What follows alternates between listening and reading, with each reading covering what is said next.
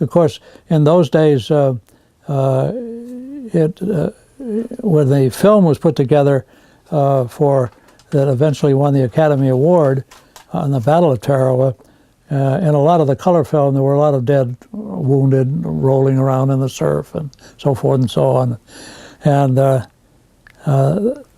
to show that would be to counteract all of the existing regulations they had about showing dead bodies. And at that time, no dead bodies were supposed to be shown at any time. And Bob Sherrod, who was a senior Time Life correspondent in the Pacific, who had been with us on the battle, had also been a correspondent at the White House prior to the war, and the president knew him very well.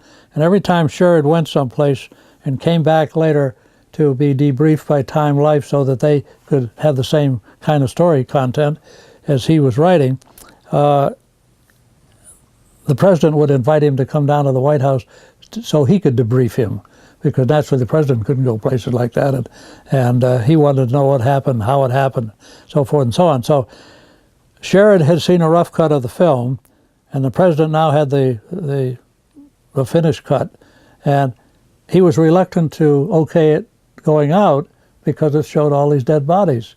And Sherrod said, "Mr. President, you have to let it go."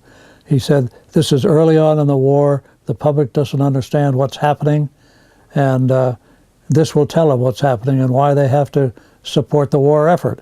And at that time, there was a little bit of fall off in manufacturing plants and so forth and so on, even though it was the beginning of the war.